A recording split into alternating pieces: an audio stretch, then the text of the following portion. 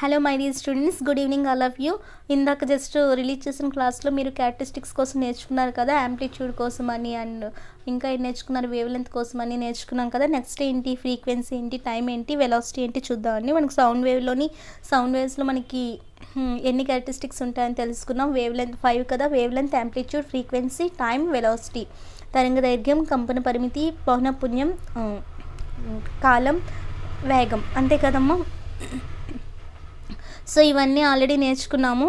ఇది high pressure reason ఏంటి, crest ఏంటి, టౌ ఏంటి, నెక్స్ట్ వేవ్ ఏంటి, ఆసిలేషన్, ఇవన్నీ నేర్చుకున్నాం కదండి. వేవ్ అంటే ఏంటి, 1 క్రెస్ట్ ప్లస్ 1 టౌ అని చెప్పి ఇవన్నీ ఆల్రెడీ నేర్చుకున్నాం. అండ్ వేవ్ లెంత్ అంటే ఏంటి, హాఫ్ వేవ్ లెంత్ అంటే ఏంటి, యాంప్లిట్యూడ్ ఏంటి, నెక్స్ట్ హై సౌండ్ ఏంటి, అదే హై యాంప్లిట్యూడ్ ఏంటి, లో సౌండ్ అంటే లో యాంప్లిట్యూడ్ ఏంటి, ఇవన్నీ నేర్చుకున్నాం. నెక్స్ట్ ఏంటి అంటే ఫ్రీక్వెన్సీ కోసం, next time, next velocity. So ఇంకా 3 పార్ట్స్ ఉన్నాయండి. చూడండి, ఫ్రీక్వెన్సీ కోసం చెప్తే మనకి ఫ్రీక్వెన్సీని దేంతో డినోట్ చేస్తామంటే ఎఫ్తో డినోట్ చేస్తారు. కొన్ని బుక్స్లో ఎలా ఉంటుందంటే న్యూ అని ఉంటుందండి. న్యూని ఇలా రాస్తారు. ఫ్రీక్వెన్సీని ఎఫ్తో అయినా డినోట్ చేస్తారు, లేదంటే న్యూతో అయినా డినోట్ చేస్తారండి. ఫ్రీక్వెన్సీ అంటే ఏంటి అని తెలియాలంటే మీకు ఫస్ట్ ఆఫ్ ఆల్ ఆసిలేషన్స్ అంటే ఏంటో తెలియాలి. ఆసిలేషన్స్ అంటే ఏంటో తెలిస్తే ఫ్రీక్వెన్సీ కోసం తెలుస్తుంది. సపోజ్ ఇక్కడ ఈ డ్రమ్ ఉంది కదమ్మా, ఈ డ్రమ్ని జస్ట్ మీరు ఒక టైం పెట్టుకోండి. సపోజ్ ఒక 1 సెకండ్ టైం పెట్టుకోండి, లేదంటే ఒక 5 సెకండ్స్ టైం పెట్టుకోండి. ఈ 5 సెకండ్స్ టైంలోని మీరు అక్కడ ఎన్ని బీట్స్ని అబ్జర్వ్ చేస్తున్నారు అనేది అక్కడ చెప్పేది ఏంటవుతుంది అంటే దాని యొక్క ఫ్రీక్వెన్సీ అనమాట. సో దీని గురించి తెలుసుకోవాలంటే ఇంకా డీటెయిల్గా చూడండి. ఇది ఆల్రెడీ తెలుసు కదా, వేవ్లోని ఈ సౌండ్ వేవ్లోని ఒకటి హై ప్రెషర్ రీజన్ అని, ఒకటి లో ప్రెషర్ రీజన్ అనేవి నేర్చుకున్నాం కదా ఇంతకు ముందు క్లాసెస్లోని. రేర్ఫాక్షన్ ఏంటి, కంప్రెషన్ ఏంటి, ఇవన్నీ నేర్చుకున్నాం. సో ఇప్పుడు ఆసిలేషన్ అంటే ఏంటి అంటే 1 క్రెస్ట్ ప్లస్ 1 టౌ, ఈ రెండింటిని కలిపి ఏమంటారంటే 1 ఆసిలేషన్ అని అంటారండి. 1 ఆసిలేషన్. సో యాక్చువల్గా మనం వేవ్ కోసం తెలుసుకున్నాం కదండి. 1 సెకండ్.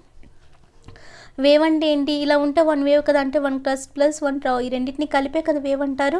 1 వేవ్ అంటే అది మనకి ఆల్రెడీ ప్రీవియస్ క్లాస్లో నేర్చుకున్నాం. సో 1 ఆసిలేషన్ అనేది దేనికి ఈక్వల్ అంటే 1 వేవ్ ఈక్వల్ అండి. అంటే వేవ్ అంటే ఏంటో తెలిస్తే ఆసిలేషన్ అంటే ఈజీ, వేవ్ అన్నా ఆసిలేషన్ అన్నా ఒకటే. సో ఇక్కడ ఏమవుతుంది, 1 క్రెస్ట్ ప్లస్ 1 టౌ, ఈ రెండు ఇలా అయితేనే కదా 1 వేవ్ అంటాం. మళ్ళీ సెకండ్ వేవ్ అంటే మళ్ళీ 1 క్రెస్ట్ ప్లస్ 1 టౌ, ఈ రెండింటిని కలిపి ఇలా ఇదొక వేవ్ అని అంటారు కదా, అలానే ఇదొక ఆసిలేషన్ అనమాట. అండ్ ఇదొక ఆసిలేషన్, అంటే oscillation is equal to wave అనమాట. 1 ఆసిలేషన్ అనేది 1 వేవ్కి ఈక్వల్, అంటే 1 వేవ్ ఫామ్కి ఈక్వల్. సో ఇక్కడ ఆసిలేషన్స్ కోసం తెలుసుకున్నాం కదా, ఆసిలేషన్ అంటే that is equal to wave form అనమాట. సో అందులో ఎన్ని ఆసిలేషన్స్ అవుతున్నాయి 1 సెకండ్ టైంకి, సపోజ్ 1 సెకండ్ టైంకి ఆసిలేషన్ అంటే ఏంటి, 1 క్రెస్ట్ ప్లస్ 1 టౌ కదా. ఈ అంటే 1 సెకండ్ టైంకి ఎన్ని ఆసిలేషన్స్ అంటే అది ఇంకో వేవ్ ఏంటి, ఇలా వస్తాయి కదా. అంటే నెంబర్ ఆఫ్ ఆసిలేషన్స్ చెప్పేదాన్ని ఏమంటారంటే ఫ్రీక్వెన్సీ అంటారండి. ఫ్రీక్వెన్సీ అంటే అక్కడ ఎన్ని ఆసిలేషన్స్ జరిగాయి 1 సెకండ్ టైంకి, అక్కడ ఎన్ని ఆసిలేషన్స్ జరిగాయని చెప్పేదాన్ని ఏమంటారంటే ఫ్రీక్వెన్సీ అంటారు. అర్థమైందమ్మా. వేవ్ అంటే ఏంటో తెలుసుకున్నారు, అండ్ యాంప్లిట్యూడ్ అంటే ఏంటి తెలుసుకున్నారు. నెక్స్ట్ వేవ్ లెంత్ కోసం నేర్చుకున్నారు, హాఫ్ వేవ్ లెంత్ కోసం నేర్చుకున్నారు, అలానే ఇవన్నీ నేర్చుకున్నారు. నెక్స్ట్ ఇప్పుడు ఏం నేర్చుకున్నారు, ఫ్రీక్వెన్సీ అంటే మీకు ముందుగా ఏం తెలియాలి, ఆసిలేషన్స్ అంటే తెలియాలి. రేర్ఫాక్షన్ కోసం తెలుసు, కంప్రెషన్ కోసం తెలుసు కదా. సో అందులోని ఇలా ఉంటే అక్కడ ఏముంటుంది, కంప్రెషన్ అని, కిందన అయితే అది లోవర్ రీజన్ అయితే అది రేర్ఫాక్షన్ అని, ఇవన్నీ తెలుసు. ఇక్కడ హై ప్రెషర్ ఉంటుంది, ఇక్కడ లో ప్రెషర్ ఉంటుంది, ఈ పీక్ పాయింట్ని ఏమంటారు, క్రెస్ట్ అని, దీన్ని ట్రౌ అని అంటారని, ఇవన్నీ నేర్చుకున్నాం కదా. సో దీన్ని 1 వేవ్ అంటాం కదమ్మా. దీన్ని ఏమంటారు, 1 వేవ్ అంటారు. అంటే దీన్ని కూడా ఏమంటారంటే 1 ఆసిలేషన్, అంటే 1 ఆసిలేషన్ ఈక్వల్ టు ఇది ఏంటంటే 1 వేవ్ ఫామ్ అనమాట. 1 వేవ్ ఫామ్ని 1 ఆసిలేషన్ అని అంటారు. అండ్ 1 సెకండ్ టైం తీసుకోండి, 1 సెకండ్కి ఎన్ని ఆసిలేషన్స్ జరిగాయి, 1 సెకండ్కి ఎన్ని ఆసిలేషన్స్ జరిగాయి అని చెప్పేదాన్ని ఏమంటారంటే ఫ్రీక్వెన్సీ అంటారండి. సపోజ్ ఇక్కడ చూడండి, ఇక్కడ ఇలా తీసుకున్నాం అండి, కొన్ని వేవ్స్ని తీసుకున్నాము, జస్ట్ 1 సెకండ్ టైం పెట్టుకున్నాం. 1 సెకండ్కి ఎన్ని ఆసిలేషన్స్ ఇక్కడ జరిగాయండి, ఇక్కడ 6 ఆసిలేషన్స్ జరిగాయి. 1 సెకండ్కి ఎన్ని ఆసిలేషన్స్ జరిగాయి, ఇక్కడ 6 ఆసిలేషన్స్ జరిగాయి. అలా కాకుండా అంటే అక్కడ ఎన్ని జస్ట్ సెకండ్. ఓకే, ఎన్ని ఆసిలేషన్స్ జరిగాయేమో ఇక్కడ 1 సెకండ్కి 6 ఆసిలేషన్స్ కదా. ఆ 6 ఆసిలేషన్స్ అంటే నెంబర్ ఆఫ్ ఆసిలేషన్స్ చెప్పేదాన్ని ఏమంటారండి? ఫ్రీక్వెన్సీ, అంతే కదా. కానీ నెంబర్ ఆఫ్ ఆసిలేషన్స్ చెప్పేదాన్ని ఏమంటారండి? ఫ్రీక్వెన్సీ. సో ఇక్కడ కానీ ఫ్రీక్వెన్సీ అంటే దేంతో అక్కడ చెప్తామండి? విత్ రెస్పెక్టివ్ టు టైం, అంతే కదా. అక్కడ ఇంత టైంకి 1 సెకండ్ టైంకి ఎన్ని ఆసిలేషన్స్ చెప్పింది, ఎన్ని ఆసిలేషన్స్ అని చెప్పేది ఏంటంటే ఫ్రీక్వెన్సీ అండి. సపోజ్ ఇక్కడ చూడండి, ఇక్కడ 1 సెకండ్ టైంకి ఇక్కడ ఏముంది? 6 ఆసిలేషన్స్ చేసింది ఇది. అండ్ ఇక్కడ ఏముంది? ఇక్కడ అదే 1 సెకండ్ టైంకే తీసుకున్నాం. ఎన్ని ఆసిలేషన్స్ వచ్చాయి? ఇక్కడ 2 ఆసిలేషన్స్ వచ్చాయి. అంటే ఇక్కడ నెంబర్ ఆఫ్ ఆసిలేషన్స్ ఎక్కువ ఉన్నాయి, ఇక్కడ నెంబర్ ఆఫ్ ఆసిలేషన్స్ అనేవి తక్కువ ఉన్నాయి. ఆసిలేషన్స్ ఎక్కువ ఉంటే ఆసిలేషన్స్ పర్ టైం అక్కడ ఏమంటాం? ఫ్రీక్వెన్సీ అంటాం కదా. సో అక్కడ ఎక్కువ ఆసిలేషన్స్ వస్తే అక్కడ ఫ్రీక్వెన్సీ హై ఉన్నట్టు, తక్కువ ఆసిలేషన్స్ వస్తే అక్కడ ఫ్రీక్వెన్సీ తక్కువ ఉన్నట్లండి. సో ఇక్కడ అదే నేర్చుకున్నాం. ఇక్కడ 1 సెకండ్కి 6 ఆసిలేషన్స్ వచ్చాయి, ఇక్కడ 1 సెకండ్కి 2 ఆసిలేషన్స్ వచ్చాయి. అంటే ఇక్కడ ఫ్రీక్వెన్సీ హైగా ఉంటుందా, ఇక్కడ ఉంటుందా? ఫస్ట్ కేసులోనే కదా ఫ్రీక్వెన్సీ అనేది హైగా ఉంటుంది. సెకండ్ దాంట్లోని ఫ్రీక్వెన్సీ ఎలా ఉంటుంది? లోగా ఉంటుంది. సో ఇదే తెలుసుకున్నాము. ఆసిలేషన్స్ ఎక్కువ ఉంటే ఫ్రీక్వెన్సీ ఎక్కువ ఉంటుంది, ఆసిలేషన్స్ తక్కువ ఉంటే ఫ్రీక్వెన్సీ అనేది తక్కువగా ఉంటుంది. అంటే ఫ్రీక్వెన్సీ అండ్ ఆసిలేషన్స్ రెండు ఒకదానికొకటి ఎలా ఉంటాయమ్మా? ఫ్రీక్వెన్సీ అండ్ ఆసిలేషన్స్ రెండు ఒకదానికొకటి. ఆసిలేషన్స్ ఎక్కువ ఉంటే ఫ్రీక్వెన్సీ ఎక్కువ, ఆసిలేషన్స్ తక్కువ ఉంటే ఫ్రీక్వెన్సీ తక్కువ. కాబట్టి రెండు ఒకదానికొకటి ఎలా ఉంటాయి? డైరెక్ట్లీ ప్రపోర్షనలా, ఇన్వర్స్లీ ప్రపోర్షనలా? డైరెక్ట్లీ ప్రపోర్షనల్ కదా. కాబట్టి frequency is always directly proportional to number of oscillations అని చెప్తారండి.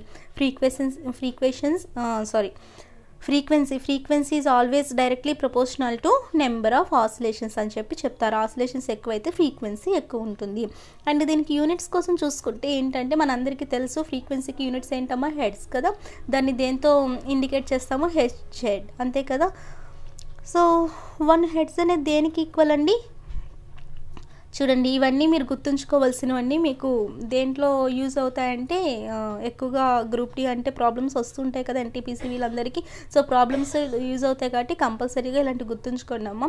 1 హెడ్స్ అనేది దేనికి ఈక్వల్ అంటే 1 వైబ్రేషన్ పర్ 1 సెకండ్. అంటే అక్కడ 1 సెకండ్కి ఎన్ని వైబ్రేషన్స్ జరిగాయి? 1 సెకండ్కి 1 వైబ్రేషన్ జరిగితే 1 heads.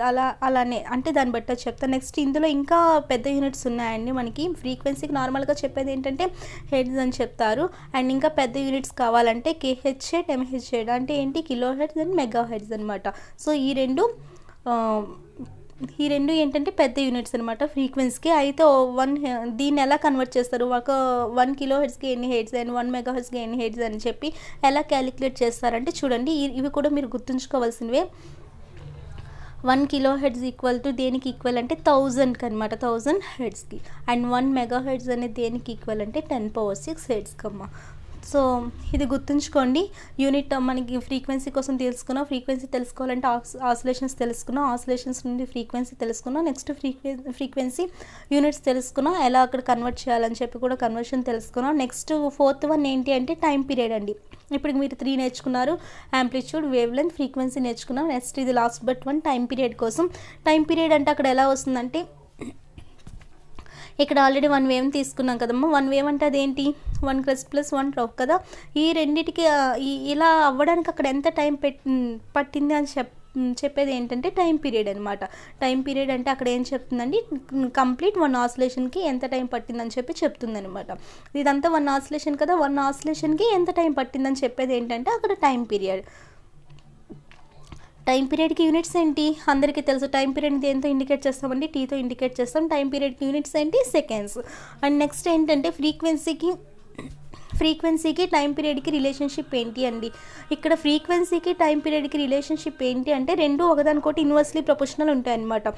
So frequency is always inversely proportional to time అనమాట. కాబట్టి దాన్ని ఎలా రాస్తారంటే ఫ్రీక్వెన్సీ ఈక్వల్ టు 1/t అని చెప్పి రాస్తారండి. ఇది మనకి ఫ్రీక్వెన్సీకి టైం పీరియడ్కి ఉన్న relation. Frequency and time period రెండు ఎప్పుడు ఎలా ఉంటాయంటే ఇన్వర్స్లీ ప్రపోర్షనల్ అనమాట.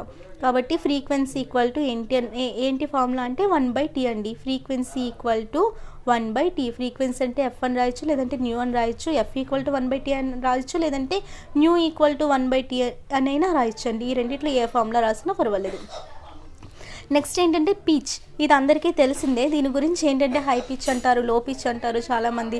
అంటే ఏంటి? ఇక్కడ సపోజ్ గిటార్ ఉంది అండ్ పియానో ఉంది, సమ్ ఫ్లూట్ ఉంది. ఒక్కొక్క దాని నుండి ఒక్కొక్క సౌండ్స్ని ఒక్కొక్క దాని నుండి ఒక్కొక్కలా వింటాం కదండి మనం మ్యూజిక్ని. కొన్ని దాంట్లో హై పిచ్ అంటారు, కొన్ని దాంట్లో లో పిచ్ అంటారు. అంటే అక్కడ అర్థం ఏంటి? సపోజ్ మీకు దీనికి వేరియేషన్ తెలియాలి అంటే, సపోజ్ ఒక అబ్బాయి మాట్లాడుతునేటప్పుడు ఒక రకంగా ఉంటుంది వాయిస్, అదే ఒక అమ్మాయి మాట్లాడేటప్పుడు వాయిస్ అనేది ఒకలా ఉంటుంది. అంటే అబ్బాయికి అక్కడ పిచ్ ఎలా ఉంటుందంటే హై పిచ్ ఉంటుంది అనమాట, అదే అమ్మాయికి అయితే లో పిచ్ ఉంటుంది. అందుకే అబ్బాయి వాయిస్ హైగా ఉంటుంది, అమ్మాయి వాయిస్ అనమాట లోగా ఉంటుంది. ఇది దీనికి రీజన్. అబ్బాయి వాయిస్ హైగా ఉండడానికి రీజన్ వాళ్ళకి హై పిచ్ ఉంటుంది, అమ్మాయిల వాయిస్ లోగా ఉండడానికి రీజన్ లో పిచ్ ఉంటుంది అనమాట. సో దీని గురించి చెప్పాలంటే ఇంకా జస్ట్ ఏం లేదమ్మా, ఆసిలేషన్స్ అనేవి ఎక్కువగా ఉన్నాయనుకోండి, మనకి ఫ్రీక్వెన్సీ ఏమవుతుంది? ఎక్కువగా ఉంటుంది కదా. ఇది ఆల్రెడీ మీరు నేర్చుకున్నారు. ఆసిలేషన్స్ ఎక్కువగా ఉంటే ఫ్రీక్వెన్సీ అనేది ఎక్కువగా ఉంటుంది. ఎప్పుడైతే ఫ్రీక్వెన్సీ ఎక్కువగా ఉంటుందో దానికి పిచ్ కూడా ఎలా ఉంటుందంటే హైగా ఉంటుందమ్మా, హై పిచ్ ఉంటుందన్నమాట. సో ఇలా రిలేషన్స్ అని గుర్తుంచుకోండి. ఆసిలేషన్స్ ఎక్కువ ఉంటే ఫ్రీక్వెన్సీ ఎక్కువ ఉంటుంది, ఫ్రీక్వెన్సీ ఎక్కువగా ఉంటే హై పిచ్ ఉంటుంది. అలానే ఇది నెక్స్ట్ రివర్స్ కేస్. ఆసిలేషన్స్ అనేది తక్కువ ఉంటే ఫ్రీక్వెన్సీ తక్కువ ఉంటుంది, ఫ్రీక్వెన్సీ తక్కువగా ఉంటే అక్కడ లో పిచ్ ఉంటుంది అనమాట. నెక్స్ట్ లాస్ట్ వన్ ఏంటంటే వెలాసిటీ కోసం నేను మీకు స్పెషల్గా చెప్పక్కర్లేదు, కానీ ఒక్కసారి ఇక్కడ రివైజ్ చేస్తున్నా అండి. వెలాసిటీ అంటే ఏంటి తెలుసు కదా. అక్కడ వెలాసిటీ అంటే ఏంటమ్మా, అదొక పర్టికులర్ డైరెక్షన్లో వెళ్తుంది కదా. వెలాసిటీ అంటే ఎందులో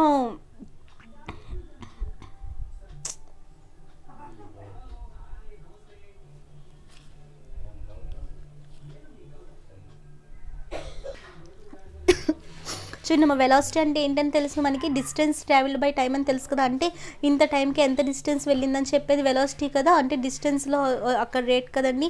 అలానే వెలాసిటీలో రేట్ని ఏమంటాము? యాక్సిలరేషన్. ఇవన్నీ ఆల్రెడీ ప్రీవియస్ క్లాసెస్లో నేర్చుకున్నారు. అండ్ వెలాసిటీ అనేది వెక్టార్నా స్కేలార్నా కూడా నేను మీకు ఆల్రెడీ చెప్పాను.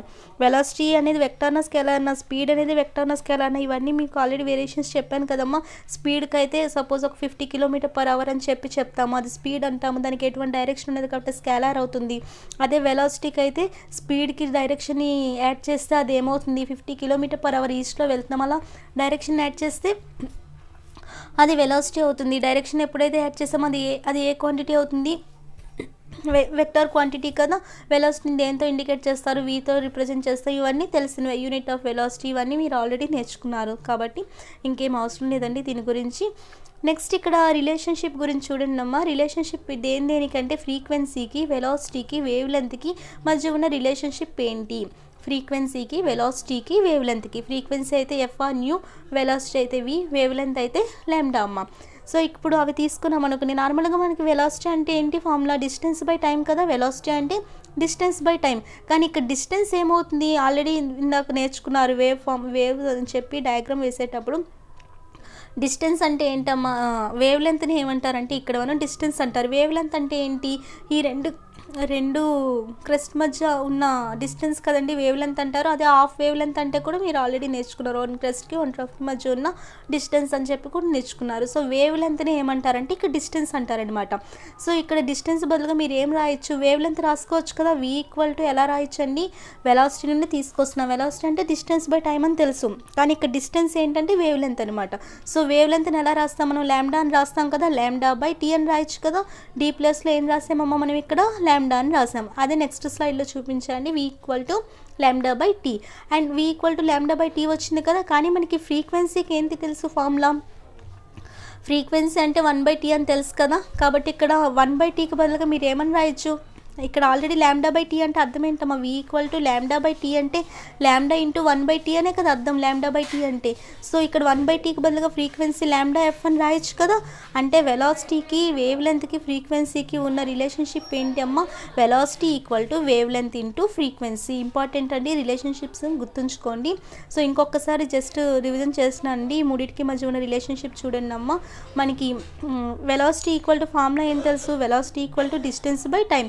కానీ ఇక్కడ డిస్టెన్స్ అంటే ఏంటి? వేవ్ లెంత్ కదా. So λ/t. λ/t అంటే ఇక్కడ ఇది 1/t అనే కదా అర్థం. కాబట్టి λ/tకి బదులుగా ఏం రాసుకోవచ్చు? λ × అది ఫ్రీక్వెన్సీ కదా, λ × f ఆర్ f × λ. సో వెలాసిటీకి, వేవ్ లెంత్కి, ఫ్రీక్వెన్సీకి రిలేషన్షిప్ ఏంటి? Velocity = wave length × frequency or velocity = frequency × wave length. So ఇదండి ఈరోజు మీరు ఏం నేర్చుకున్నారంటే టోటల్గా 5 క్యారెక్టరిస్టిక్స్ కోసం నేర్చుకున్నారండి. సో నెక్స్ట్ ఇంకో టాపిక్తో మీ ముందుకు వస్తాను. All of you take care.